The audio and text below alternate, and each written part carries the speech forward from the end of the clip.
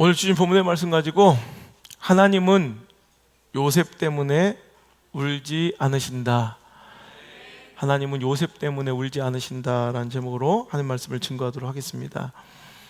제가 요즘에 계속 혼자 되뇌이며 중얼거리고 하나님께 간청하는 기도가 있어요. 그냥 계속 시간 날 때마다 하나님, 우리 교회가 해가 지나고 시간 지남에 따라 더 숫자적으로 성장하게 해주세요. 이런 기도 들어본 적도 없고요. 요즘에 계속 내 입술에 맴도는 기도가 그거예요. 하나님, 더 순결하게 해주세요. 하나님, 우리 예배가 더 정결하게 해주시고 시대 요구와 타협하지 않게 해주세요. 말라기 강해를 통해서 이번 주 내내 그 설교했거든요. 일주일 내내 이렇게라도 예배 드려야 할까? 아니, 이런 식으로 예배 드릴 거면 문 닫아버리라는 거예요. 하나님은 받지 않으시겠다는 거예요. 예배가 더 순결하게 회복되길 원하고요. 하나님께 기도드리면, 하나님, 우린 예배의 기쁨과 이 강렬한 압도적인 은혜, 그거 외에는 별반 우리 교회에 다닐 이유가 없게 하시고 재미없게 하여 주셔서 그 예배 은혜에 만족하지 못한 자들은 버틸 수도 견딜 수도 없게 해주시옵소서. 이 시대가 자꾸 예배를 타협하고 훼손하여도 그냥 요즘 다 그래 라는 말 한마디로 타협해가려 할 때 우리 교회의 분명한 방향은 이것이며, 하나님, 더 줄이고 가지치게 해주세요. 보니까 더 순결하게 하옵소서, 예배가 더 정직하게 하옵소서, 더 성결하게 하옵소서, 더 거룩하게 하옵소서. 그거 외에는 없는, 볼 것 없는 교회 되기를 간절히 소망합니다. 29살짜리 총각 전도사가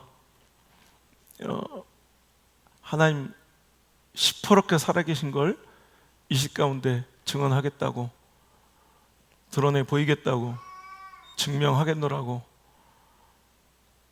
오늘도 예배 목숨 거는 교회, 그래서 사람들 시선 의식하지 않고 죽어도 당당하게 하나님 말씀만 전하다 죽겠다고, 정말 사자처럼 뛰는 심장으로 그 어린 전도사가 이 땅에 첫 삽을 뜨고 벽돌 한 장을 쌓아 올리기 시작해서 딱 30살이 되던 2004년 1월 1일 그 첫 해 첫날에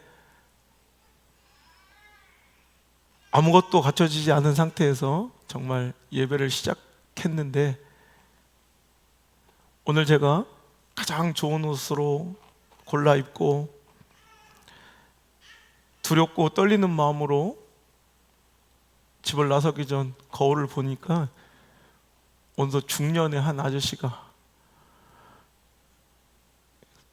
서 있는데 그냥 울컥하더라고요. 너무나도 진부한 말이지만 삽시간에 이 시간이 흘러갔고, 또 똑같이 앞으로의 그 시간도 삽시간에 흘러갈 걸 알기 때문에 더 잘하고 싶고, 더 뜨겁게 주님께 헌신하고 싶고, 더 정직하게 주님 앞에 서고 싶은 마음. 그러니 조금도 여러분 부족함이나 모자람을 예배만큼은 용납하지 않고 여러분 나가려는 이 마음을 여러분 이해하시고 우리 함께 할 수 있기를 간절히 바랍니다. 지금까지 지내온 모든 것이 하나님의 은혜였습니다. 하루하루 한 해 한 해 시간이 지나가며 더욱 확실하게 고백할 수 있는 제 목회 소견은 바로 우리 하나님은 결단코 실수가 없으시다는 말입니다. 개척 후 얼마 지나지 않아서 내가 이런 하나님을 증명해 보이겠다고, 우리 하나님이 실수치 않으시는 분이라고 외치며 선포했던 말씀 제목이 바로 오늘 이 제목입니다. 그때는 소망이었고 내 믿음의 고백이었지만 18년이 지난 지금 이제는 그 믿음의 고백과 소망이 변하여 믿음의 결과와 열매가 되어 오늘 이렇게 다시 한번 이 말씀을 증거할 수 있어서 또한 뜻깊고 감사한 시간입니다. 많은 분들이 이 설교를 궁금해하셔서 영상 자료가 남아있지 않는가 봐요. 그래서 이 말씀을 전국에서 다시 한 번만 전해달라고 요청하시는 분들이 많아서 언제 할거 하다가 의미 있는 18주년 이 감사의 날에 이 말씀을 전해야겠다 생각해서 오늘 선포하는 말씀, 하나님은 요셉 때문에 울지 않으십니다. 내가 처음 외부 집회 강대상에 서서 외쳤던, 선포했던 말씀의 제목 또한 바로 동일한 제목이었기에 오늘 말씀은 저한테는 뜻깊고 의미 있는 시간입니다. 하나님은 요셉 때문에 울지 않으신다. 오늘 여러분, 우리가 읽은 본문의 장면은 17살짜리가 당한 엄청난 아픔과 시련의 시작, 그 서막입니다. 우리가 요셉의 이야기를 잘 아니까 하나님께서 그에게 주신 심장 뛰는 두근거리는 꿈을 품은 17살짜리 요셉이라는 소녀는 그때부터 몰아닥치는 광풍과 같은 아픔과 고난들이 그를 정신없이 휘몰아칩니다.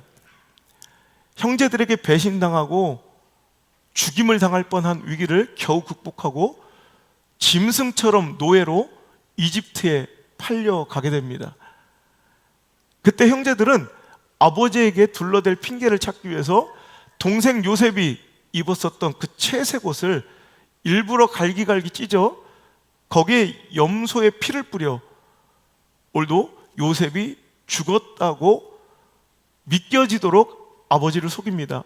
아버지는 분명히 자기가 손수 지어줬던 그 옷이기에 그것을 알아보고 이제 가슴을 치며 통곡하며 아파하며 절망하며 울고 있습니다. 어떤 사람의 위로도 그에게 들리지 않고 위로가 되지 않아 이제 나도 내 아들 따라 무덤 속으로 들어가고 싶다고 그는 고백하며 철철 눈물을 흘리고 있는 이 절망과 낙심의 현장. 그런데 오늘 우리가 이 본문을 읽으면서 아무도 울지 않습니다. 여러분, 이렇게 슬픈 장면, 그 아버지는 펑펑 울고 있는데 왜 우리는 아무도 울지 않을까요? 남의 일이라서? 우리는 냉정하게 짝이 없는 냉혈한이라? 여러분, 아니죠. 우리가 오늘 이 본문의 말씀을 읽으면서도 짜내어도 눈물 한 방울 나오지 않는 이유는 우리가 냉정해서가 아니라 남의 얘기라 슬프지 않아서가 아니라 우리는 알고 있기 때문입니다. 그의 인생의 결말을, 그의 최후를, 그의 결국을, 이 고난의 이유를 알고 있기에 우리는 울지 않는다는 것입니다. 더욱이 하나님은 그러시죠. 그 모든 스토리를 이끌어 가시고 만드신 분이, 계획하시고 그 인생의 시나리오를 쓰신 분이 하나님이시기에 그걸 알지 못하고 이해하지 못하는 야곱은 요셉 때문에 펑펑 울어도, 여러분, 야곱도 요셉을 사랑하고 하나님도 요셉을 사랑하십니다. 하지만 똑같이 요셉을 사랑하지만 야곱은 요셉을 사랑해서 울어도 하나님은 요셉을 사랑하기에 울지 않으세요. 왜? 여러분, 야곱이 알지 못한 계획과 야곱이 알 수 없는 그의 인생의 결말을 하나님은 알고 계시기 때문이에요. 또한 우리도 알고 있기 때문에 그래요. 여러분의 성경은 몇 장인지 모르겠습니다. 근데 제가 갖고 있는 성경은 이렇게 한 장, 두 장, 세 장, 네 장, 다섯 장, 여섯 장, 딱 7장만 넘기면 창세기 45장이 나와요. 요 7페이지만 딱 넘기면 그의 인생의 기가 막힌 반전과 결말이 나오는데요. 4절, 5절의 말씀을 읽어볼게요. 시작. 요셉이 형들에게 이르되 내게로 가까이 오소서. 그들이 가까이 가니 이르되 나는 당신들의 아우 요셉이니 당신들이 애굽에 판 자라. 당신들이 나를 이곳에 팔았다고 해서 근심하지 마소서. 한탄하지 마소서. 구원하시려고 나를 당신들보다 먼저 보내셨나이다. 애굽의 총리가 되어 굶어 죽게 된 자기 형제들, 야곱의 가족들을 구원하는 통로와 도구로 쓰임받는 요셉의 이 멋진 고백이, 저는요, 오늘 우리가 읽은 이 눈물 바다가 된 한 집안이 쑥대밭이 된 이 고통의 현장에서 7장만 페이지를 넘기면 여러분 이렇게 보란듯이 드러나는 여러분 장면이라는 거예요.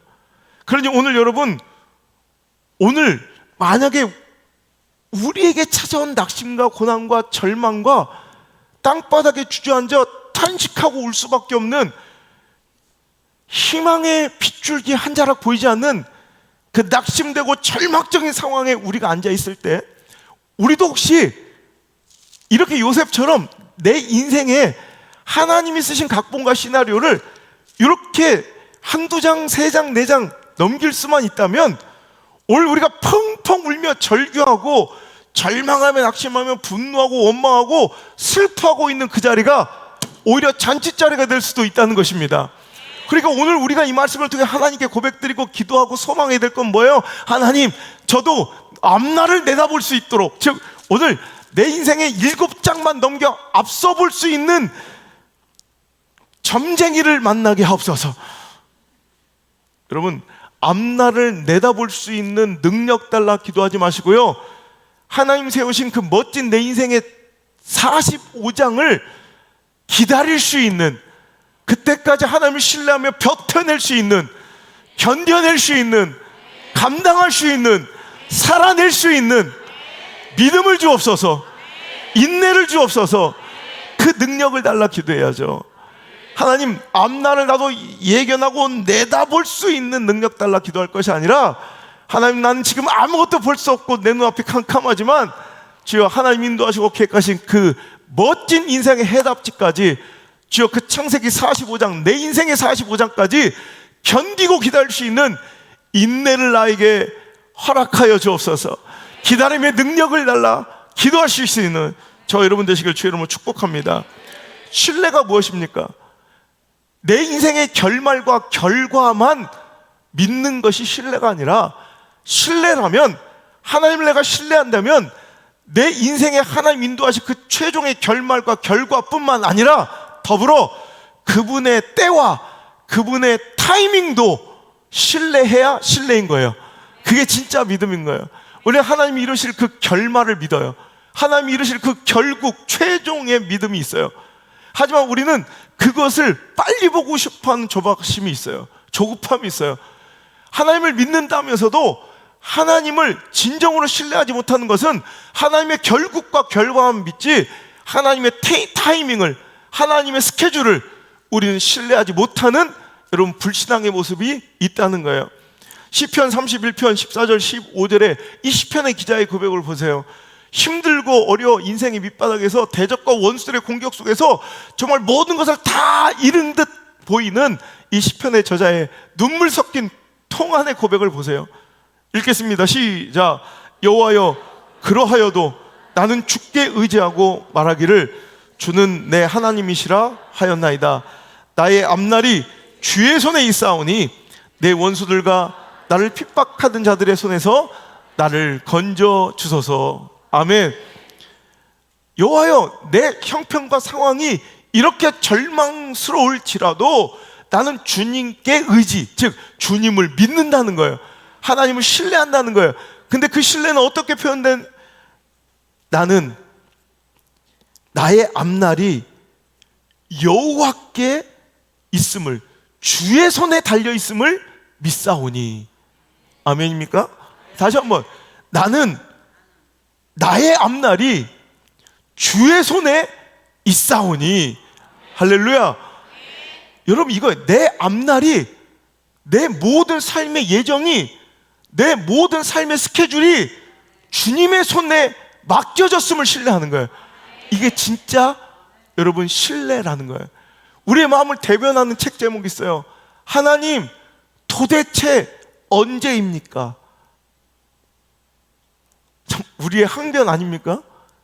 우리의 논쟁 아닙니까? 하나님, 도대체 언제입니까? 라는 책 제목, 조이스 마이어가 쓴 책인데요, 거기서 이렇게 기록되어 있어요. 당신이 하나님에 대해서 정말 신뢰라는 단어를 쓸 수 있으려면은 하나님이 역사하실 것을 믿을 뿐만 아니라 하나님의 기가 막힌 타이밍과 하나님의 스케줄도 내가 믿어야 된다. 내 인생의 가장 좋은 타이밍과 스케줄을 아시는 분은 하나님이심을 믿어야 그게 신뢰다. 여러분, 하나님을 신뢰하시길 바랍니다. 그것은 인내를 포함한 얘기예요. 오늘도 하나님의 그 인도하심의 때를 믿습니까? 결과만 믿지 말고, 결론만 믿지 말고, 그 결과 결론을 주실 때까지도 믿어야 진짜 믿음인 줄 믿습니다. 하나님을 신뢰하는 예배 공동체가 되길 바라고, 하나님을 신뢰하는 여러분의 가정 되길 바라고, 하나님을 신뢰하는, 즉 그 내 인생의 결말과 더불어 하나님의 인도하심의 스케줄까지 확실히 신뢰하는 여러분의 인생과 자녀들의 삶이 되길 주의 이름으로 축복합니다. 자, 오늘 이 고통, 찢어지는, 실은 죽지 않았지만 죽었다고 믿어지는 이 고통의 서막, 채석이 찢겨지며 오늘도 짐승처럼 노예로 먼 타국 이집트로 팔려간 이 요셉은 여러분 그때 나이 17살밖에 되지 않았어요. 자, 창세기 37장 오늘 본문의 말씀에서 2절 한번 볼게요. 자, 시작. 야곱의 족보는 이러하니라. 요셉이 17세의 소년으로서, 보세요. 지금 당시 창세기 37장 그의 채색옷이 갈기갈기 찢어지는 그 고통이 시작되고 인생의 광풍과 풍랑이 막 쉴 새 없이 몰아닥치는 엄청난 파도의 이 광풍의 시작이 여러분 몇 살이라고요? 17살. 그런데 여러분, 끝나지 않을 것 같은, 멈추지 않을 것 같은 그 인생의 광풍도 언젠가는 잠잠해진다. 여러분, 태풍 매미 기억하세요? 엄청났죠? 지금 매미 때문에 고통스러운 사람, 매미 때문에 시끄럽긴 해요. 볼라벤 기억하세요? 기억도 못 하잖아. 그때 부산 난리 났었는데, 배 다 떨어졌는데, 창문 다 깨졌는데, 볼라벤 잊어버렸어요. 왜? 그렇게 매섭고 몰아치는 광풍도 반드시 멈출 날이 온다. 여러분의 인생의 광풍은 어떻습니까? 당신의 그 광풍과 태풍을 당신은 뭐라고 부르십니까? 가난이라고 부르십니까? 실패라고 부르십니까? 억울함이라고 부르십니까? 고독이라고 부르십니까? 여러분, 막힘이라고 부르십니까? 꼴미라고 부르십니까? 여러분, 저는 지금이 광풍이에요. 답답함의 광풍. 하여튼 뭐라고 부르든 간에 여러분, 뭔가 지금 자녀의 문제라고 부르십니까? 여러분, 영적 침체라고 부르십니까? 코로나라고 부르십니까? 여러분, 뭐라고 부르든 제가 예언합니다. 예언 잘 안 하는데 하면 무조건 맞아요. 그 광풍도 반드시 끝이 납니다. 여러분, 그런데 이 17살짜리에게 불어닥친 이 풍랑도, 이 거친 태풍도 잠잠해지더라. 끝나지 않을 것 같았어요.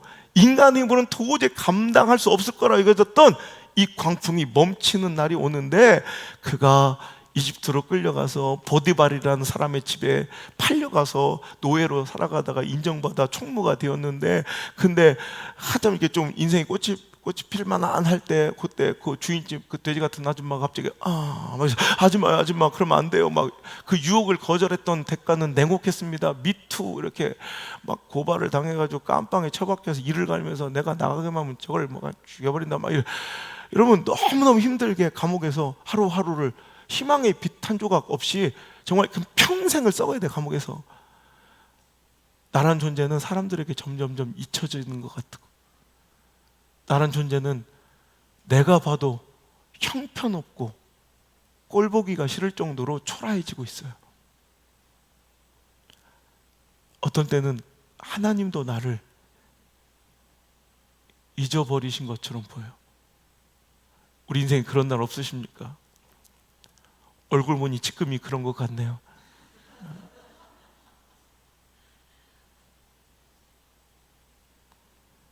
그런데 그는 결코 그렇게 무너지지 않습니다. 요셉의 인생의 엔딩은 감옥 구석쟁이가 아니라 찬란하게 역전하고 뒤집어지고 하나님이 쓰신 놀라운 반전이 있습니다. 애굽의 황제, 이집트의 황제 바로가 해괴망측한 이상한 꿈을 꾸게 되고 전국에 그 꿈을 해석할 수 있는 자가 없었을 때, 자기 꿈을 감옥에 있을 때 정확하게 맞추고 해석해줬던 깜빵동기 요셉이 기억났던 관원장에 의해서 그는 바로 앞에 끌려가 이제 그 꿈을 해석하게 되고, 그 꿈 몰아닥칠 이집트의 미래에 대한 정확한 대안까지 제시하게 되자 그는 애굽의 황제 바로의 총애를 얻게 되고, 이제 그로 인하여 황제 다음으로 높은 자리, 이집트 대제국, 당시에 미국처럼 가장 강력하고 강성했던 대제국 이집트의 제2인자 총리로 등극하게 됩니다. 그 장면 한번 읽어볼까요? 자, 그 풍랑이 어떻게 끝이 나고 그 광풍이 어떻게 잠잠해져 기가 막힌 역전승과 반전의 드라마를 써가는지, 자, 이게 여러분의 이야기가 되기를 소망하며 읽어봅니다. 창세기 41장 38절부터 시작. 바로가 그의 신하들에게 이르되 이와 같이 하나님의 영에 감동된 사람을 우리가 어찌 찾을 수 있으리요 하고 요셉에게 이르되 하나님이 이 모든 것을 내게 보이셨으니 너와 같이 명철하고 지혜 있는 자가 없도다. 너는 내 집을 다스리라. 내 백성이 다 내 명령에 복종하리니 내가 너보다 높은 것은 내 왕자뿐이니라. 바로가 또 요셉에게 이르되 내가 너를 애굽 온 땅의 총리가 되게 하노라 하고 자기 인장의 반지를 빼어 요셉의 손에 끼우고 그에게 세마포 옷을 입히고 금사슬을 목에 걸고 자기에게 있는 버금술에 그를 태우매 무리가 그의 앞에서 소리 지르기를 엎드리라 하더라. 바로가 그에게 애굽 전국을 총리로 다스리게 하였더라. 그가 요셉의 이름을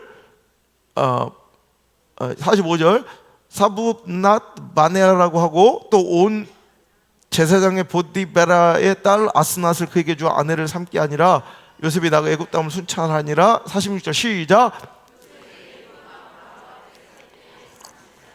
다시 한번 시작.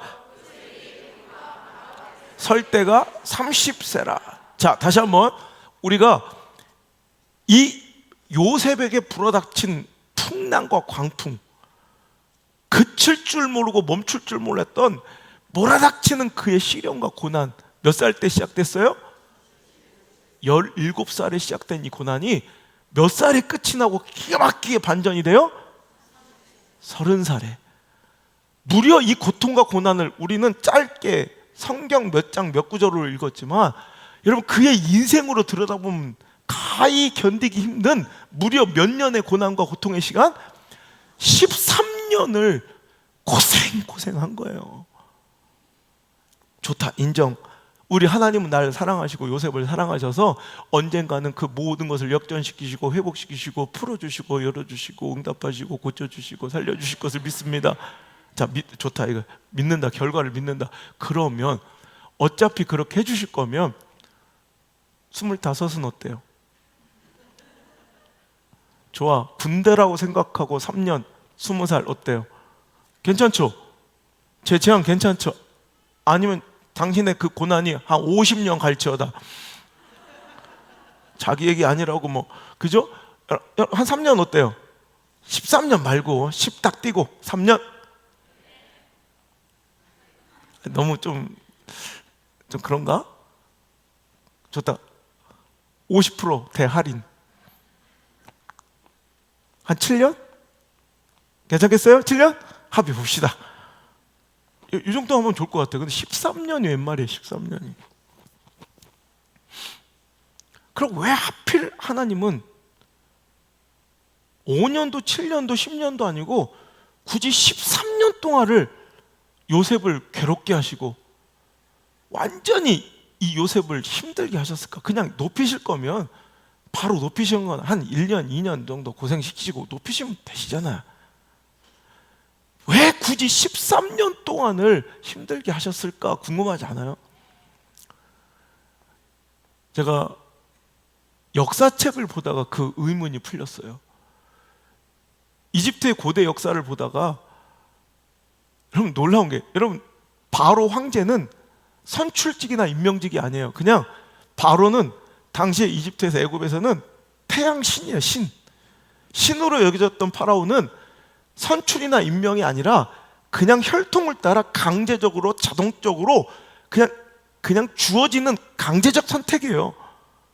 그렇다면 황제, 오늘 애굽의 바로가 고백하지 이제 너보다 높은 건 내 자리밖에 없다라고 얘기했던, 그러니까 오늘 이집트에서 임명되어 오를 수 있는 그냥 일반 사람이, 파라오 말고, 신격화되었던 파라오 말고 인간이 오를 수 있는 가장 높은 자리가 어디예요?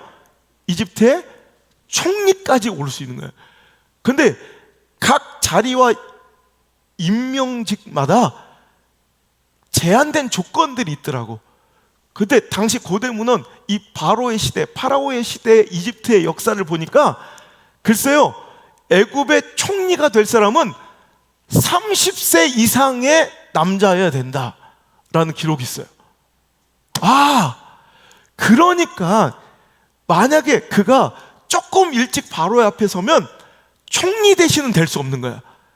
그 전에 그 밑에 단계 어느 정도 잘 나갈 수 있는 자리는 차지할 수 있을지언정 하나님이 그에게 계획하신 완전한 축복, 총리 대신까지는 절대로 오를 수 없게 하나님은 그 고통스러움을 참아내시며 내 사랑하는 자의 고통을 보는 것만큼 고통스러운 게 없어. 여러분의 자녀가 난 열나는 것도 고통스러운데 자녀가 막 기침할 때 있잖아요. 우리 애기들 기침 감기 할 때 보셨어요?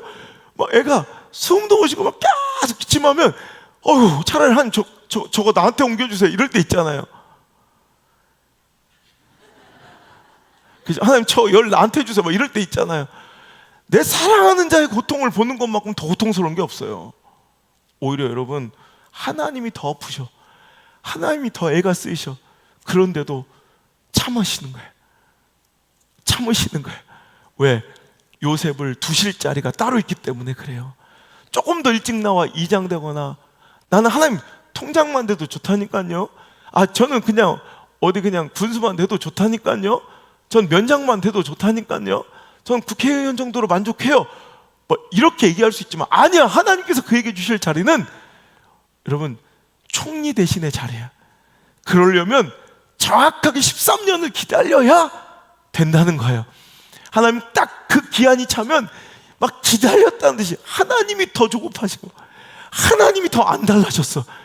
하나님은 우리를 축복하고 싶어 안 달라신 분이에요. 하나님 빨리 회복시켜 주고 싶어 안 달라신 분이에요. 여러분, 뭔가 드리는 기도가 응답되지 않고 지연되고 있습니까? 내 뜻대로 풀리지 않습니까? 그렇다면 여러분, 하나님의 타이밍을, 하나님의 여러분 스케줄을 믿으시고 신뢰하시길 바랍니다. 뭔지 모르겠지만 하나님 다 이유가 있다는 것입니다. 여러분, 이삭은요 집안도 좋고 배경도 좋고 아버지도 믿음의 조상 아브라함이에요. 뭐 모자랄 게 있어요. 그런데 이상하게 다 주시는데 부인을 안 주셔서 무려 40살까지 40살이 되도록 결혼을 못합니다. 지금도 놀랄 일이지만 여러분, 당시에는 좋은 제도이기 때문에 40살은 거의 포기해야 될 상황이에요. 매일 들에 나가 기도하고 묵상해도 하나님은 그에게 아내를 주시지 않아요. 결국 40살이 돼야 아내를 주시고 60살이 되어서 아들을 주세요. 왜 이렇게 나를 힘들게 하실까 원망할 수 있겠지만 계획해 두신 최고의 아내가 있었으니 리브가를 주시고 싶으신 거예요. 아멘입니까? 그러기 위해서는 만약에 당시에 결혼 정령기였던 좋은 제도에 16세, 17세, 18세 이렇게 만약에 하나님께서 그때 다른 사람들처럼 똑같이 그에게 아내를 주셨다면 리브가는 아니었다는 거예요. 리브가는 태어나기도 전이었거나 아니면 깐난쟁이 어린애였을 거라는 거죠. 여러분, 하나님이 늘 옳습니다. 하나님의 때가 옳습니다. 하나님의 타이밍이 옳습니다. 그 타이밍과 하나님의 스케줄을 신뢰하시며 결과뿐 아니라 오늘도 그 예정하신 하나님의 때를 신뢰할 수 있는 저 여러분 되시길 주의 이름으로 축복합니다. 우리가 절망하고 낙심할 때마다 포기하고 싶고 주저앉을 때마다 우리는 내 상황이 너무 열악해서 처지가 너무 곤란해서 형편이 너무 안 좋아서 우리는 낙심했다고 절망했다고 포기했다고 생각합니다만 여러분 절대 그렇지 않아요. 우리가 절망하고 낙심한 이유는 실은 상황이 다른 사람보다 더 안 좋아서가 아니라 실은 두 가지의 능력이 부족해서 그래요. 믿음의 능력은 오늘 하나님 주시는 그 결과의 답을 45장까지 기다릴 수 있는 인내의 어빌리티, 인내의 능력과 또 하나님의 뜻과 계획을 내 수준이 아닌 하나님의 관점으로 해석할 수 있는 능력, 이 두 가지 능력이 믿음입니다. 하나님의 때를 기다릴 수 있는 인내가 믿음인 거고, 오늘도 나에게 주어진 상황과 처지와 형편을 하나님의 시선과 관점으로 이해하고 해석할 수 있는 것이 바로 그게 믿음의 능력인 거예요. 오늘 45장에 가니까 요셉은 두 가지를 한 거예요. 45장까지 인내했고 또한 하나님의 뜻을 이해했어요. 45장 다시 한번 읽어볼게요. 4절 5절 시작. 요셉이 형들에게 이르되 내게로 가까이 오소서. 그들이 가까이 가니 이르되 나는 당신들의 아우 요셉이니 당신들이 애굽에 팔았던 사람입니다. 당신들이 나를 이곳에 팔았다고 해서 근심하지 마시고 한탄하지 마세요. 내가 가만히 생각해보니 하나님이 생명을 구원하시려고 나를 당신들보다 먼저 보내신 것뿐입니다. 아멘. 지금 그는 뭘로 해석하고 있어요? 당신들이 나를 팔아서 내가 얼마나 고생한 줄 알아. 내가 진짜 니들 만나기만 하면 내가 이를 갈고 살았어. 이건 내 관점이야. 내 시선이야. 여러분, 그런데 요셉은 지금 누구의 시선으로 내 눈앞의 현실과 상황을 해석하고 있어요? 하나님의 시선으로. 아, 알겠다. 야, 내가 애굽에 왔어야 되는구나. 이 기근과 흉년이 있으려면 이거를 지켜내고 내가 우리 가족들 살려서 이스라엘 민족으로 태동시키려면 내가 애굽의 총리가 돼 이렇게 쓰니까 우리 가족 다 살릴 수 있구나. 그러니까 하나님께서는 형들의 마음을 저렇게 해서 형들이 알고 보니까 원수가 아니라 나를 주인공으로 만들어줄 조연이었구나. 엑스트라였구나. 알았다. 그 보디발 그 돼지 같은 아니면 그거 엑스트라였네. 엑스트라. 알겠네. CN35의 그 엑스트라네. 지금 누구의 관점이에요?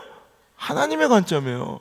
여러분, 하나님의 관점으로 해석할 수 있는 거예요. 이 두 가지가 있으면 절대 낙심하지 않아요. 절망하지 않아요. 포기하지 않아요. 자살하지 않아요. 끝장내지 않아요. 망가지지 않아요. 여러분, 끝까지 keep going, 여러분 걸어갈 수 있는 인내의 힘과 여러분 그 모든 상황과 처지 형편을 하나님의 관점으로, 영적인 관점으로 해석할 수 있는 그 해석 능력. 제가 믿음을 그렇게 정의하죠.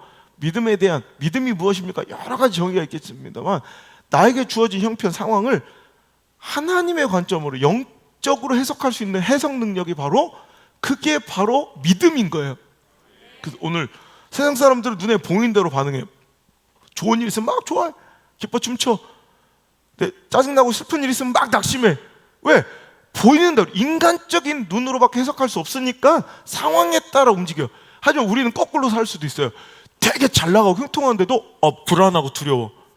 무릎을 꿇고 하나님께 엎드려 자복하고 회개하고 막 눈물로 통해. 왜? 아무리 결과가 좋아도 그 과정이 하나님께서 원하시는 방법과 과정이 아니야. 신앙적인 방법이 아니야. 그럼 두려워하는 거야, 오히려. 그래서 무릎을 꿇을 수 있어요. 사람 다 춤추고 있을 때. 그게 믿음인 거예요. 하나님의 눈으로 해석했잖아. 이 잘됨을 두려워하는 거예요, 죄로. 또 오늘 완전히 실패해서 밑바닥에 떨어진 나를 사람들은 다 너 끝났어, 실패했어라고 하지만 오늘도 하나님께서 나를 낮추서 겸손하게 하시려고 하는구나. 하나님 나를 끝까지 붙들고 만나주시고 나를 포기하지 않기 위해서, 나를 구원하시기 위해서 이랬구나. 하나님의 관점으로 오늘도 해석해서 오히려 한숨과 절망이 아니라 노래하고 찬양하는 사람들도 있어요. 이게 믿음인 거예요. 그래서 여러분, 세상 사람들 이거 뒤에는 아무것도 없어, 절망이야, 이건 완벽한 실패야 라고 생각하는, 이건 끝이야 라고 생각하는 장례식장, 죽음 앞에서도 유일하게 노래 부르는 족속이 그리스도인들이에요. 사람들은 이걸 끝이라고 해석하지만 우리는 뭐라고 해석해요? 또 다른 영생의 시작인 거예요. 천국의 소망을 보고 해석한 하나님의 관점으로, 신앙으로 해석하니까 오늘도 우리는 소망을 노래하는 거예요. 이게 믿음인 거예요. 오늘도 여러분에게는 영적 해석 능력이 얼마나 있습니까? 하나님의 관점을 하나님의 눈으로 거꾸로 뒤집어 볼 수 있는 여러분 그 능력이 여러분 얼마나 되십니까? 이 믿음의 어빌리티, 이 능력치를 한번 점검해 보시길 바라요. 여러분 여론이 보여주는 대로, 언론이 보여주는 대로, 방송이 보여주는 대로, 여러분 세상이 보여주고 싶은 대로 우리가 반응하면 속을 수밖에 없는 거예요. 무슨 얘기인지 아세요? 여러분 우리는 세상이 보여주고 싶고 우리를 속이려 할 때 그걸 뒤집어서 진실을 볼 수 있는 여러분 해안이 있어야 돼요. 그걸 통찰력이라고 하고 시대를 읽는, 시대 정신을 읽는 눈이라고 그래요. 여러분 제가 정치외교과 나왔잖아요. 저는 그때 동아리가 있었어요. 물구나무석이라고. 그때부터 삐딱했어요. 거꾸로 보자. 그래서 내가 사회 적대 불만 세력이 됐어요. 주사파로 몰려서. 여러분 뒤집어 보면 다른 세상이 보여요. 아니 뒤집어 보니까 다른 세상이 존재하더라고요. 여러분 긍정적으로 우린 거꾸로 볼 줄 알아야 돼요. 하나님의 관점을 이해할 수 있어야 돼요. 세상이 보여주는 대로 보이면 반응하면 나는 여러분 맨날 절망하고 낙심하지만 뒤집어 보는 거예요. 그러면 하나님의 뜻이 보여요. 하나님의 역사가 보여요. 하나님의 일하심이 보여요. 하나님의 간섭이 보여요. 여러분 그럼 이런 아름다운 결말이 있어요. 하나님은 우리에게 늘 더 좋은 것을 주시고 싶어요. 그러려면 내가 절망이라고 부르고 상실이라고 부르고 실패라고 부르고 여러분 막힘이라고 부르고 깨어짐이라고 부르는 그 빼앗김과 상실, 내려놓음의 시간이 있어야 돼. 포기의 시간이 있어야 돼. 왜? 하나님은 이거보다 더 좋은 걸 주시고 싶어 하니 우리가 뭐라고 불러요? 그게 뭐 상실이든 이별이건 실패건 고난이건 막힘이건 그 포기의 시간이 있어야 더 좋은 걸 주실 수 있는 거예요.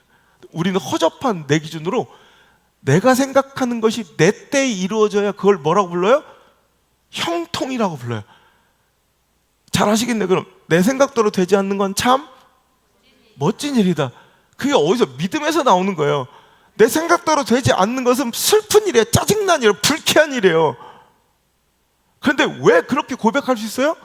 오늘도 내 생각이 깨지고 내 계획과 내 스케줄이 막혀야 시작된 하나님의 역사가 있다는 걸 우리가 경험으로 아는 거예요. 신앙의 연륜으로 아는 거예요. 옛날에는 내 생각대로 돼야 내 기도가 응답돼야 내 뜻대로 풀려야 내가 원하는 스케줄로 탁탁 진행되면 우린 이걸 뭐라고 불렀어요? 형통하네, 축복받았네, 그렇게 불러요.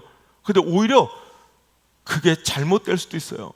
빨간머리 애니 고백하듯이 내 생각대로 되지 않는 건 참 멋진 일이네요. 왜냐하면 내가 생각지도 못했던 일들이 벌어지곤 하거든요. 여러분 꼭 내 허접한 수준의 생각대로 되는 게 꼭 복은 아니에요. 내가 생각지도 못할 일을 기대하는 게 복이죠.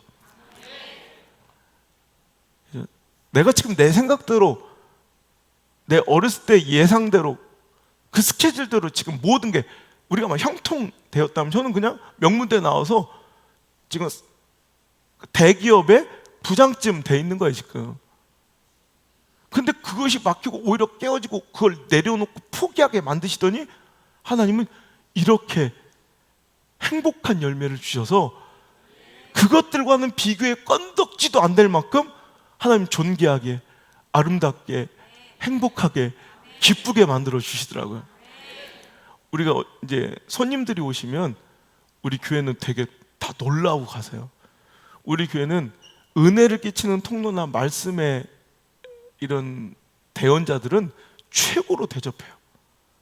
그 준비의 과정부터 뭐 사례부터 또 우리 성 집사님 굉장히 많이 수고하시지만 오면 와서 아니 집회 꽤나 다녀본 모든 분들도 다 놀래 사진 다 찍고 가세요. 이번에도 저 막 백화점이나 막 저 비싼 데서 마카롱 하나에 막 10,000원도 넘어오는 막 이런 그런 게 있다고요? 그럼 초코파이가 몇 개인데 이런 허접한 생각을 버려야 된다는. 근데 거의 대부분 똑같아요. 오 놀래고 막 사진만 찍는데 너무 부담스러워서 손을 잘 못 대. 거의 대부분 그래요. 이번에도 다 남겼어. 그럼 저 바깥에서 승냥이 때 같은 우리 사역자들은 씩 웃고 있어. 근데 그 꼴은 못 보지. 그래서 내가 우리 애들을 막 먹이고 싶은 거예요. 그래서 이번에도 어제 유은성 전도사 아들내미, 내 아기 때부터 봤으니까 우리 가족처럼 지내니까 그 아기 때부터 봤던 게 커가지고 막 이제 막 말도 잘하더라고. 막 그래서 아이고 귀엽다. 근데 얘들이 이걸 안 먹네. 그래서 내가 야야야 이거 먹어라. 이거 몇만 원짜리야. 이거 먹어라. 그때 안 먹어. 이 비싼 걸. 나 애들 하나라도 막 줘주고 싶어서 이거 그럼 이거 같이 가 막 하나라도 막 줄. 그때 애들 그런데 갑자기 제4 여성교에서 제공한 그 빵 조각 있죠, 뭐요? 어제 뭔 빵이에요? 그 삼립빵이에요, 뭐요? 그 빵을 보더니 눈이 휘둥그레져서 우와, 목사님, 나 저거 2개 가져가도 돼요? 이래. 근데 그 2개를 들고 막 행복해서 여기 몇십만 원짜리 이 마카롱 있는데 그걸 거들떠도 안 보고 이 빵 쪼가리 2개를 갖고 막 춤을 추며 목사님, 나 다 줄게요. 막 내가 너무 가슴이 아픈 거야. 그래서 저 바깥에 놀고 있는 우리 보니까 우리 애들이 있어. 그래서 야 나훈아, 일로 와봐. 그때 갑자기 막 나훈이가 와. 그래서 야 나훈아, 너 이거 먹어라. 마카롱 주니까 나훈이 갑자기 섭섭해서 나한테 어떻게 이럴 수 있냐 이거야. 나훈아 왜 그래?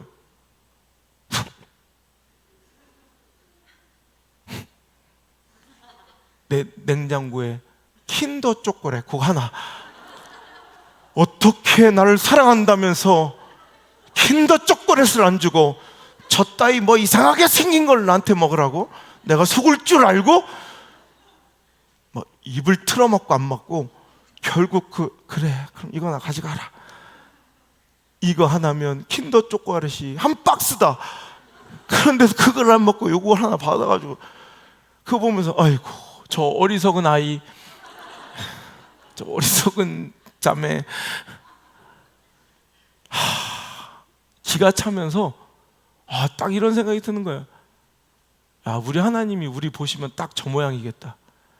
하나님은 너무나도 풍성한 마카롱 같은 큰 은혜를 주시려고 명품 마카롱 그 백화점에서 그 비싼 걸 우리에게 딱 예비해 두셨는데 우리는 내 생각과 내 기준으로는 저 킨더 초콜릿과 방부제 들어간 저 빵 쪼가리가 더 귀한 줄 아는 거야. 이게 진짜 복인 줄 아는 거야. 그 진짜 복을 거절하고 살아가는 우리들. 여러분 그거 내려놓으세요. 그 포기해도 괜찮아요. 그거 좀 잃어도 괜찮아요. 좀 늦게 가도 괜찮아요. 진짜가 있어요. 저는 오늘도 그래요. 만약에 제가 제공됐던 초콜릿 조각 같던 또 수많은 이런 그냥 공장에서 찍어내는 그런 빵 같은 제안들이 몇 번 있었거든요. 내가 만약에 그것이 내 인생의 최고의 축복이냐? 그걸 덥석 들고 있으면 난 그냥 그 빵에 만족하며 그 초콜릿 한 조각에 만족하며 사는 삶을 살고 있을 거예요. 근데 오히려 나는 알거든. 이 정도가 우리 아버지가 나한테 주실 게 아니라는 걸. 그걸 거절하고 살아가니까 여러분 나는 이게 하나님 선물이라고 느껴요. 한국 기독교 100년 역사를 총 정리하는데 최연소로 그 마지막 딱 커트라인을 제가 저기서 6권 나오겠지 뭐 아니에요. 5권으로 딱 총 정리하는 거예요. 한국 기독교 역사를 앞으로 또 100년 후에 또 여러분 하나님이 이렇게 멋진 분이세요. 제가 런던에서 유학할 때 지금은요 우리나라 문화도 굉장히 많이 이제 서구화되고 이해되는 측면이 많지만 이제 거의 뭐 30여 년 전만 해도 우리나라의 감정으로 이해할 수 없는 외국 문화들이 많아서 그 중에 이제 동물과의 인간과의 관계. 영국은요 서열이 집안에서 서열이 아내, 자녀, 그 다음에 고양이, 그 다음에 남편이에요. 런던에 처음 갔을 때 제가 경찰에 잡혔어요 한번. 난 고양이를 싫어하잖아. 고양이 눈이 싫어요 눈이. 째려보는 게 막 확 찔러버리고 싶어. 난 진짜 나 누가 째려보면 난 너무 막 눈알이 싫어. 난 그냥 오늘 딱 가는데 그날 뭐 기분도 안 좋고 막 그런데 갑자기 딱 길 중간에 만났어. 그럼 우리 문화로는 내가 사람이 지나가면 그래서 막 슬금 눈치 보고 가는데 영국 고양이는 안 피해요. 난 자존심을 너 고양이마저도 나를 아시안이라고 무시하는 것 같은 눈으로 딱 이렇게 쳐. 새끼 안 가? 안 가? 몇 번 이렇게 쫓아왔는데 안 가. 우리는 대번 여러분 우리는 안 가? 세 번째 스텝 뭐예요? 돌멩이 짚는 거예요. 돌 들었어. 우리 똑같이 했으니까 나 한국에서 하듯이 돌도 딱 던졌어. 그때 깜짝 놀라서 가는 거야. 근데 그걸 위해서 영국 사람들은요 길거리 아무도 없는 거 같고 조용해도 여러분 항상 얌삽하게 뒤 이렇게 커튼데 제가 다 보고 있어요. 일본 사람들도 그렇고 영국과 일본 되게 음흉해요. 이 성격이 되게 비슷해. 커튼 뒤에 이렇게 숨어서 다 보고 있어요. 옆집 할머니가 신고를 해가지고 경찰이 출동해가지고 난 그래가지고 막 심각하더라고 문제가. 그때 I can't speak English 이러면 안 돼. No English, no English, no English 이래야 돼.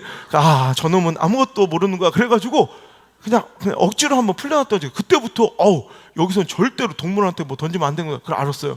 그런데 제가 템즈강변을 이렇게 걷고 있는데 내가 많이 익숙한 장면이 보이는 거예요. 주인이 이렇게 걸어가고 있는데 송아지만한 개가 막 팔짝팔짝 뛰면서 이제 주인한테 막 달려가고 있어요. 주인을 막 쫓아가. 그 갑자기 주인이 이렇게 둘러보더니 밑에 떨어져 있는 이만한 나무 몽둥이를 이렇게 딱 드는 거야. 그럼 나는 그 다음 장면 뻔히 알거든. 우리 동네에서 많이 봤거든. 여러분 할머니가 마실을 나가요. 그 복실이가 꼭 쫓아 나와요. 들어가. 가 있어. 이 새끼. 잡으면 깨갱 하고 도망가요. 그죠? 우리 동네만 그랬나? 우리 어렸을 때 다 그래서 우리 마실러 가도 뭐 개 쫓아오면 그냥 뭐. 근데 난 그 장면을 하도 많이 익숙하게 나는 각인되었기 때문에 그 다음 장면을 나는 그냥 스스로 상상한 거예요. 자, 개가 달려와 쫓아와. 주인은 몽둥이를 들어. 그러면 내가 다음 생각한 장면은 몽둥이를 드는 순간 근데 손살같이 도망쳐야 돼. 근데 깜짝 놀란 장면. 영국 개는 다르더만요. 주인이 몽둥이를 들었는데 갑자기 펄쩍펄쩍 뛰면서 주인한테 안기는 거야. 깜짝 놀라서 몽둥이의 용도가 다른 거야. 우리 한국은 주인이 잡은 몽둥이는 용처가 딱 하나요. 그거요. 그러니까 개들은 기겁하고 도망치는 거야. 근데 영국 개들은 이 몽둥이의 용처가 달라. 용도는 자기를 가해하고 아프게 하는 것이 아니라 야 놀아주고 물어와 네가 물어와 왜 나만 시켜 막 이래. 그럼 주인이 다시 주워요. 진짜 그래.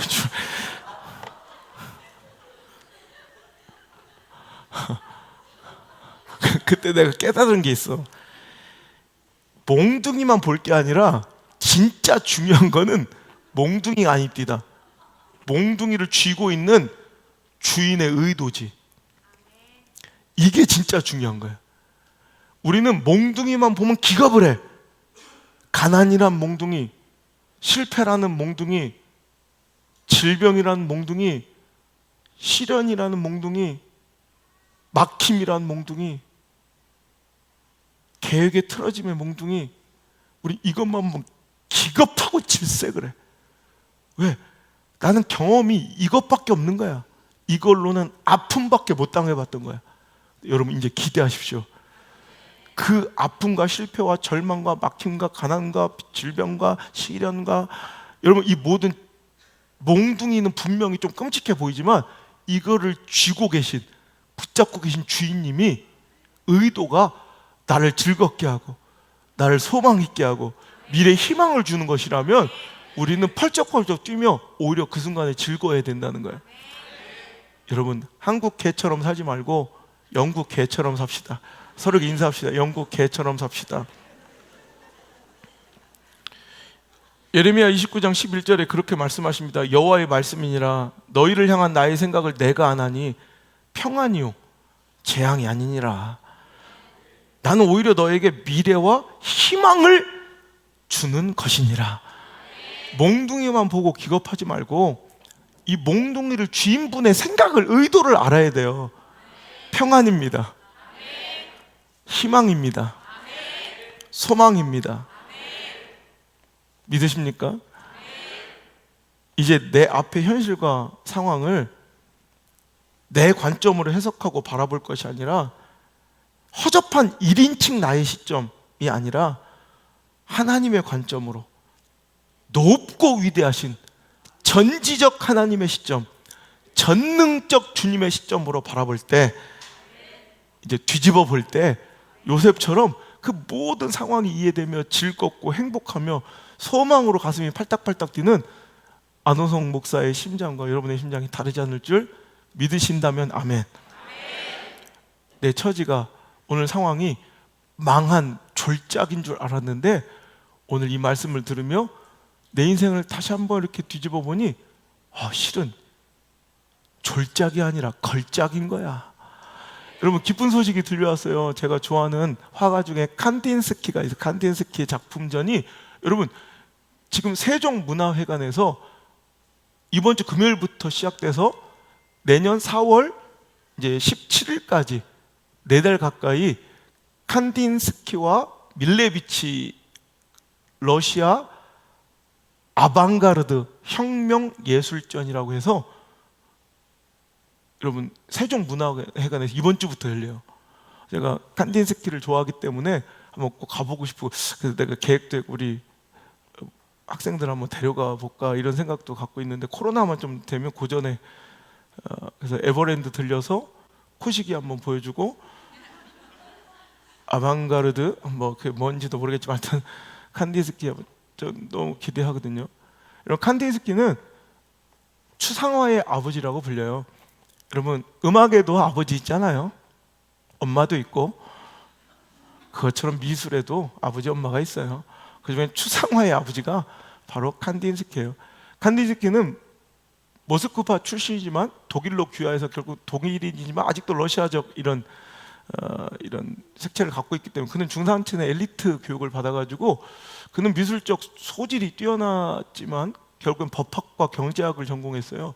그러다가 자기 안에 뛰는 이 예술 혼을 주체하지 못해서 결국 화가로 전향하고 뒤늦게 화가가 되었는데, 그러니까 아주 애초부터, 어릴 적부터 화가의 길을 걸어가지 않고 정규적인 미술 교육을 받지 않았기 때문에 그는 아직 좀 부족한 점이 많은 거예요. 자기가 이런 당시에는 모든 걸 디테일하게 묘사하는 측면에서 자기는 좀 부족함이 많았던 거죠. 그런데 자기의 이제 모자람, 부족함을 탄식하면서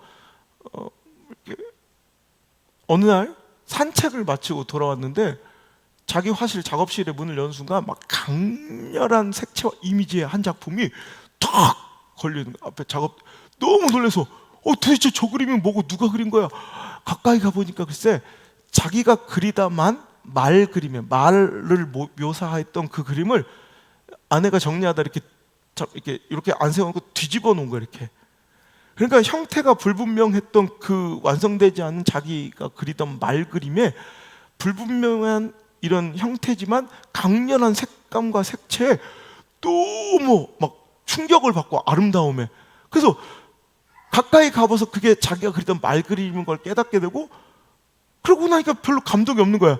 그래서 다시 뒤집어 놔도 그때부터 감동이 없어. 내가 이 실체를 알아버리니까. 그래서 그때 그가 깨달은 게, 오히려 구체적 묘사, 모든 사물에 대한 이 구체화는 오히려 가장 창의적이고 인간의 상상력을 총동해서 만날 수 있는 이 아름다움을 우리가 느끼기에 오히려 방해적 요소가 될 수 있겠다. 그래서 디테일과 구체를 버리고 오히려 선과 강렬한 색깔, 면을 막 종합해서 그냥 느낌적인 느낌으로 그리기 시작한 게 추상화의 시작이 되는 거예요. 여러분, 우리 인생도 별반 다르지 않을 것 같아. 우리 신앙과 참 닮아있는 고백이에요. 오히려 우리는 명확하게 모든 내 앞날이 구체적으로 탁탁탁 보여주면 재밌을 것 같고 그게 더 아름다울 것 같지만, 오히려 내 인간의 허접한 인본주의의 계산질과 인간적 생각들의 구체화는 하나님의 놀란 역사를 체험하고 만끽하는데 오히려 방해 요소가 될 수 있어요. 오히려 인간의 생각과 허접한 인간적 계산질은 하나님의 놀라운 역사를 만끽하고 누리는데 방해적 요소가 될 수 있다는 거예요. 때로는 다 내려놓고, 여러분 너무 구체적으로 디테일하게 계획해놓고 그 틀 안에서 하나님을 초청하지 말고 다 열어놓고. 그러니까 우리 교회는 회의를 안 하잖아. 내년 계획도 없잖아. 얼마 전에 인터뷰를 2번 했어요. 방송국하고 또 신문사. 국민일보 목사님 내년 계획이 어떻게 돼요? 계획이 없는 게 계획입니다. 목사님의 목회 계획은 있을 거 아닙니까? 목회 계획이 없는 게 제 목회의 특징입니다. 전 계획도 없고 뭐 계획대로 살아본 적 없어. 그냥 제 목회가 하는 거예요. 물 흐르듯이. 하나님 이끄신 대로 물 흐르듯이 사니까 오히려 더 좋아. 내가 막 이렇게 되면 잘 될 거야 막 구체적인 계획 세워놨을 때보다 훨씬 더 잘 됐어. 난 그냥 이렇게 물 흐르듯이. 우리는 뭐 회의를 안 해. 우리 사역자들은 땡 잡은 거야. 우리 사역자들은 좋은 거 뭐야? 그냥 뭐 회의가 있냐, 뭐가 있냐, 그냥. 그러니까 내가 우리 사역자들한테 딱 그 말 한마디만 해줘요. 목회자의 길은 바쁘려면 한도 끝도 없이 바쁘고, 여유롭고 할 일 없으려면 한도 끝도 없이 할 일 없고 여유로운 게 목회자다. 누가 선택해 주지도 않아. 네가 선택하고 가면 돼. 하나님 그 선택대로 맡기신다. 바쁜 목사가 되든지 할 일 없는 목사가 되든지. 저는 선택했거든. 딱 개척 때 저는 바쁜 목사가 될 거라고. 그럼 하나님 바쁜 목사로 쓰시는 거예요. 여러분, 뭔가 내가 딱 틀을 잡아놓고 살아가는 것보다 더 위대한 일은 뭐든지 개방하는 거예요. 뭐든지 수용할 수 있는 자세를 갖고 하나님의 역사를 기대하고 받아들이면 하나님이 알아서 우리 삶 속에서 일하시고 하나님께서 우리 인생을 경영하시는 멋진 역사가 일어날 줄 믿습니다. 여러분, 우리가 요셉의 인생을 보면서 왈가왈부할 때는 이게 아멘이 잘 돼요. 근데 요셉의 입장에서 보자는 거예요. 요셉의 입장에서. 여러분, 남의 얘기할 때는 아멘이 잘 나오지만 여러분, 요셉의 입장에서 볼 때는 이거 쉬운 일 아니에요. 무슨 얘기인지 아세요? 내가 요셉이라 봐. 내가 요셉이라면. 일부 예배 요셉이가 있었거든요. 그때 막 봤다. 왜 요셉 갖고 난리냐고 막 그러더라고요. 자기 일은 이렇게 쉽게 아멘 못해요. 너의 일은 맞아요. 저렇게 잘 그거 버텨야지 13년. 근데 내가 요셉일 땐 13개월도 지치고 힘드는 거예요, 솔직히. 그렇죠? 동의하시죠? 어떤 때는 왜 하필 내가 요셉이어야 됩니까? 라고 하는 게 질문하고 싶을 때가 있어요. 여러분, 하나님의 뜻이 또 하나님의 계획이 성취되기까지 하나님은 누군가를 택해서 그 일을 이루셔야 될 때가 있어요. 요셉이 필요하시다는 거예요. 그럴 때 하나님은 요셉을 기대하고 신뢰하셨기에 요셉을 선택하셨다는 것도 잊지 않길 바랍니다. 이스라엘은 분명히 기근을 만날 것이고, 야곱의 가족은 단순히 한 가정 가문이 아니라 이스라엘 민족을 이루어 하나님 택하신 백성의 모태예요. 그들이 멸절되면 안 되는 거거든. 민족이 사라지는 거예요. 나라가 사라지는 거예요. 그럴 때 하나님은 우리가 못 보는 미래를 아셨고 그 위기와 기근을 잘 안전하게 보호하고 견뎌내게 할 인큐베이터 같은 역할을 감당할 요셉을 필요로 하실 때, 누군가를 원하실 때 앞만 봐도 르벤도 아닌 것 같고 시므온도 아닌 것 같고 레이도 아닌 거 유다도 아닌 것 같아. 11번째 아들 요셉이어야 될 때가 있어요. 오늘도 여러분, 내 뜻대로 내 계획대로 어떤 때는 사람들이 손가락질하면 여러분 어떤 조롱한 정도로 내 인생이 조금 막 처참하고 망하는 것처럼 보이고 손해보고 굉장히 밑바닥처럼 보일 때가 혹시 있습니까? 여러분 기억하셔야 돼요. 내가 요셉이라는 거예요. 하나님 나를 더 믿고 신뢰하시고 기대하셔서 여러분 시대를 위해서, 교회를 위해서, 하나님의 뜻을 위해서, 하나님 나라를 위해서 하나님께서 요셉과 같은, 누구는 그런 부분에서 전혀 그 역할을 감당하지 않아도 마음의 양심에 찔림이 하나도 없는데도 어떤 사람은 그 일을 감당해야 될 때가 있어요. 여러분, 당신 요셉이란 얘기예요. 어떤 때는 우리 교회가 요셉인 거예요. 우리 가정이 요셉인 거예요. 내가 우리 가정의 요셉인 거예요. 요셉적 역할과 지위를 감당해야 될 하나님의 사람들이 필요할 때 하나님이 당신을 믿고 부르신 줄 믿으시고, 감당이 어려운 힘든 상황과 처지 형편 때문에 하나님을 원망하는 자들이 아니라 올해 나를 더 크게 기대하시고 신뢰하신 하나님께 영광과 감사를 드리며 오늘도 하나님께 존귀함 올려드리는 그런 성숙한 신앙이 저와 여러분 되시길 주의 이름으로 축복합니다. 실패와 좌절을 경험하고 있는 이들이요, 계획이 틀어지고 내 뜻대로 일이 되어지지 않으며 기대한 성과와 결실을 얻지 못해 낙담하고 있는 사랑하는 성도들이요, 바로 당신이 이 시대에 우리 가정과 교회와 하나님의 뜻을 이끌고 맡기실 요셉이라고 말씀하고 계신 하나님의 음성을 들을지어다. 네가 요셉이다 하시는 하나님의 그 음성을 또렷이 듣고 갈 수 있길 바랍니다. 다른 건 여러분 다 잊어버려도 네가 바로 요셉이란다, 내가 너를 믿고 있단다, 내가 너를 기대한다 한다라는 하나님의 그 음성과 말씀 한 조각만 한 줄만 꼭 쥐고 돌아간다면 여러분이 그 답답하고 어두운 현실 속에서 일어날 힘의 원천과 원동력이 될지니 이 말씀 한 절은 꼭 붙잡고 돌아가시길 주의 이름으로 축원합니다. 여러분, 그 아픔과 시련도 같이 있는 것, 여러분 우리 고통과 실패도 같이 있다는 걸 깨달아야 돼요. 우리 하나님은요, 사람들은 나를 미천하게 보고 내가 내 거울을 보고 내 꼬라지를 봐도 처참하고 초라하게 그지없는 나를 하나님은 늘 존귀하게 보시고 나를 보배롭게 보시고 영화롭게 보세요. 이사야서 43장 4절의 말씀에 내가 나의 눈에 보배롭고 존귀하다, 내가 너를 사랑한다라고 고백하고 계세요. 여러분, 내가 뭘 그렇게 여러분 아름답고 소중해요? 나 같은 게 뭐가 그렇게 대단하고 보배로워요? 근데 하나님 눈에는 당신이 그렇게 보배롭대요, 그렇게 존귀하대요, 그렇게 사랑스럽대요. 여러분, 하나님께 오늘도 감사해야 될 것은 하나님의 눈과 하나님의 시선이 우리의 시선 같지 않음을 감사하십시다. 우리가 서로를 보세요. 우리의 눈이 하나님의 눈이었다면 한숨만 나오는 소망 없는 내 꼬라지를 하나님은 네가 그렇게 내 눈엔 존귀하구나, 네가 이렇게 보배롭구나, 결국 하나님 우리를 보배롭다, 보하다, 네가 보석이다 그러시는 거예요. 얼마나 감사해요. 여러분, 하나님께는 당신이 다이아몬드야. 하나님 당신 다이아몬드처럼 귀하게 보신대. 이거 잊지 않았으면 좋겠어요. 세상은 나를 초라하게 휴지 쓰레기처럼 봐도 하나님 나를 보배롭게 여기시고 보석처럼 다이아몬드처럼 여기신다고. 안, 나는 하나님의 다이아몬드다. 좀 큰 캐럿에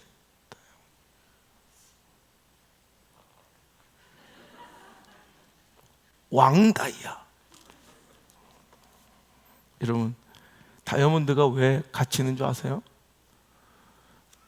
다이아몬드는 만들어지는 과정이 고통스럽기 때문에 희소성의 가치를 갖는 거죠. 다이아몬드는 탄소로 구성되어 있어요. 이 카본이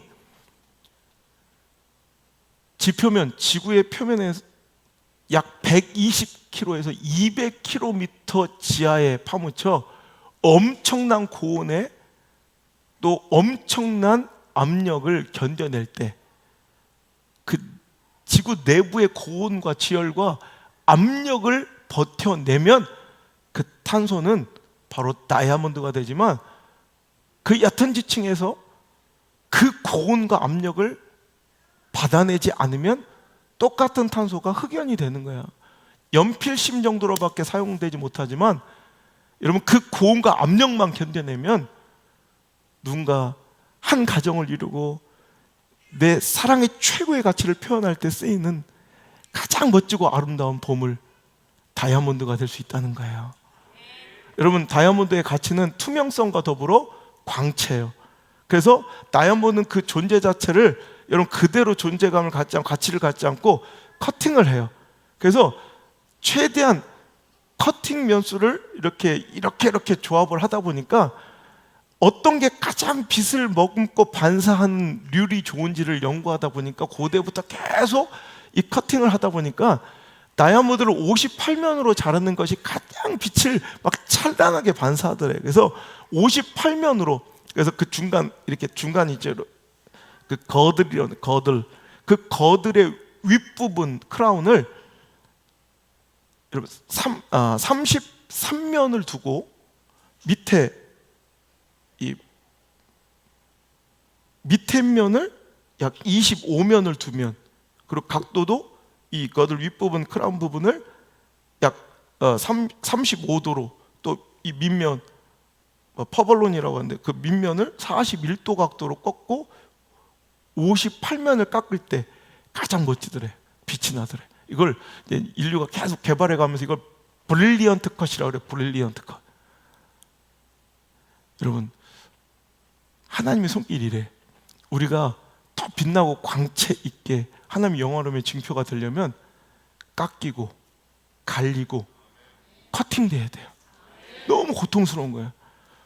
이 고온의 압력을 견디는 인내의 기간도 힘들었는데, 그리고 나서도 또 장인의 손에 붙들려 이 원석은 자꾸 커팅돼야 돼.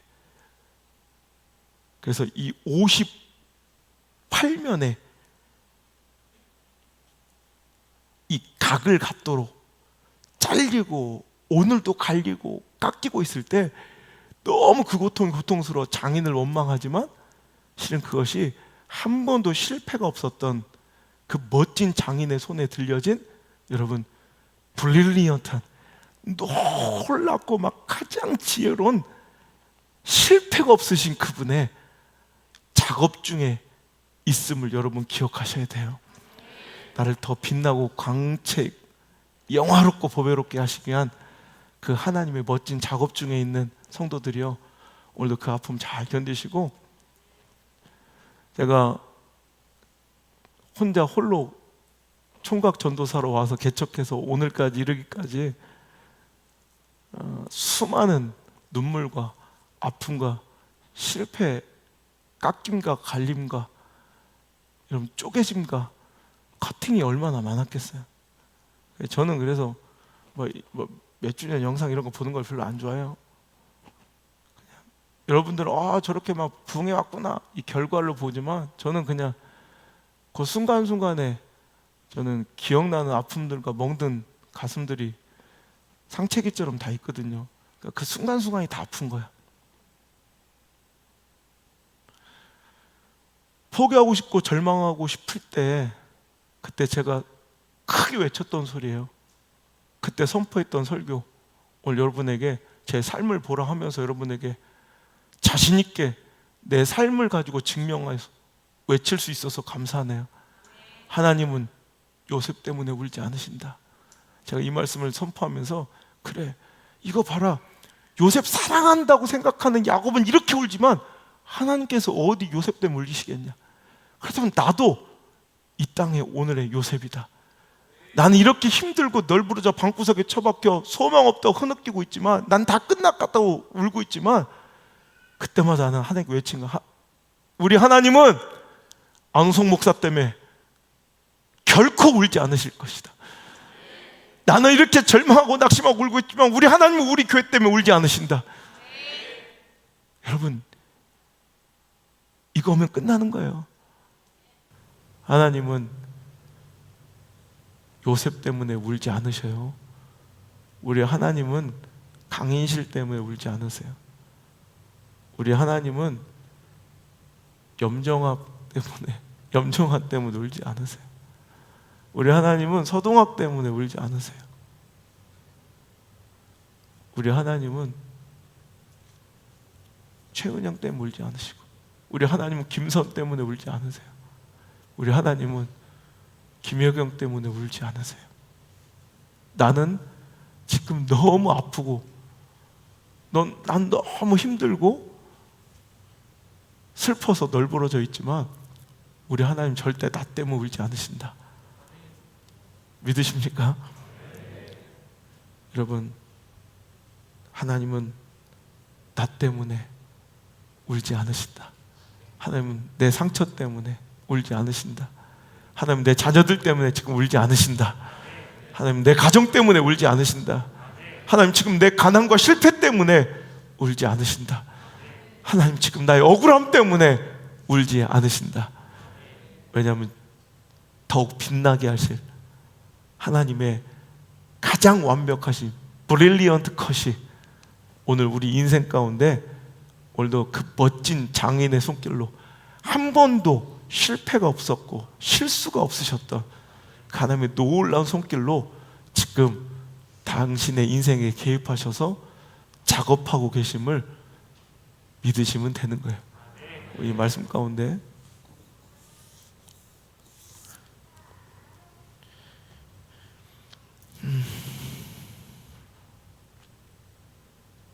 오늘 하나님의 그 따뜻한 계획과 그 음성 듣고 돌아가셨으면 좋겠습니다. 제가 아는 한 우리 하나님은 지금껏 단 한 번도 실수가 없으셨습니다.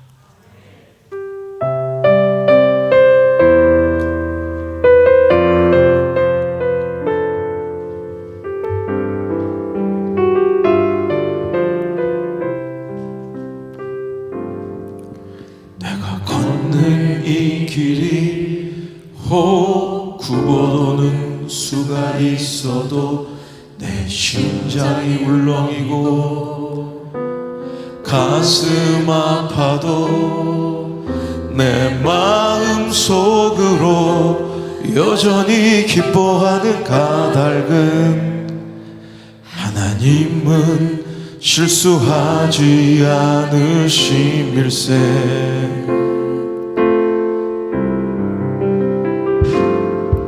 내가 세운 계획이 혹 빗나갈지 모르며 나의 희망 덧없이 쓰러질 수 있지만 나 여전히 인도하시는 주님을 신뢰하는 까닭은 주께서 내가 가야 할 길을 잘 아심일세.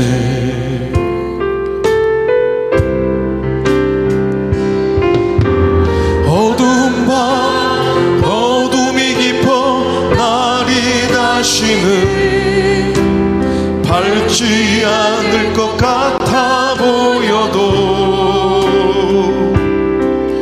내 신앙 부여잡고 주님께 모든 것 맡기리니 하나님을 내가 믿음일세. 지금은 내가 볼 수 없는 것 너무 많아서 너무 멀리 가물가물 아른거려도 운명이여 오라. 나 두려워 아니하리.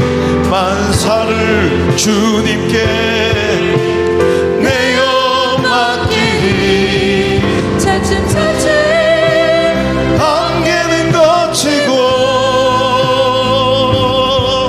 하나님 지으신 빛이 뚜렷이 보이리라. 가는 길이 온통 어둡게만 보여도 하나님은 실수하지 않으신다. 차츰차츰 안개는 거치고 하나님 지으신 빛이 뚜렷이 보이리라. 가는 길이 온통 어둡게만 보여도 하나님은 실수하지 않으신다.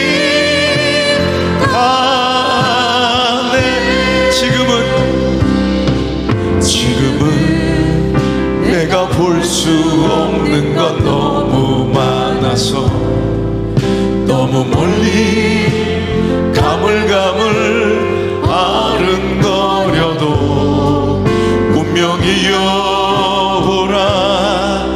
나 두려워 아니하리. 만사를 주님께 내어 맡기리. 차츰차츰 안개는 거치고 하나님 지으신 빛이 뚜렷이 보이리라. 가는 길이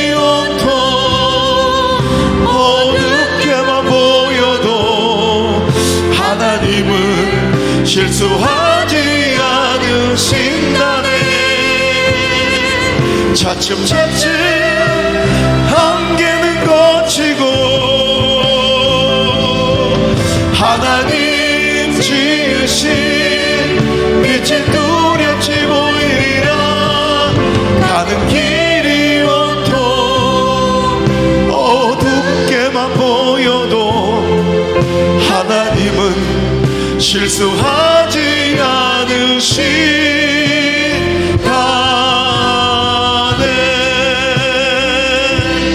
않으시다네. 지금은 내가 볼 수 없는 것이 너무 많습니다. 내 인생의 페이지를 한 장도 앞으로 넘길 수 없습니다. 하나님의 의도와 계획을 미천한 내 생각과 내 계산으로는 도무지 이해할 수도 없습니다. 그래서 때로는 나를 사랑하는 사람들이 나를 보며 울어도 나 또한 절망하며 낙심하며 널브러져 오늘도 방 구석에 처박혀 다 포기하고 내려놓고 싶어 울고 있어도 우리 하나님은 나의 앞길을 아시고 나와 동행하시며 인도하시며 더 크고 놀라운 계획 갖고 계신 우리 하나님은 절대로 나 때문에 울지 않으십니다. 우리 가정 때문에 울지 않으십니다. 나의 상처와 문제 때문에 울지 않으십니다. 오늘도 내 실패 때문에 막힘 때문에 울지 않으십니다. 더 멋진 날이 있기에 더 멋진 계획이 있기에 나를 포기하지 않으시기에 오늘도 하나님은 절대 나 때문에 울지 않으십니다.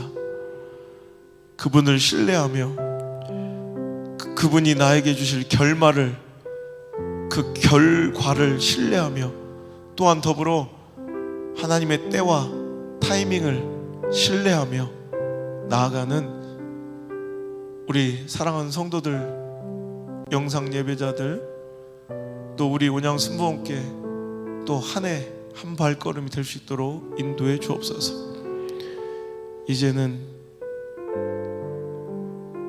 참 좋으신 우리 구주 예수님의 은혜와 지금껏 단 한 번도 실수가 없으신 우리 하나님 아버지의 사랑과 포기하고 낙심하고 죽을 것 같은 그 고통 속에서도 나를 홀로 내버려 두지 아니하시고 지키시고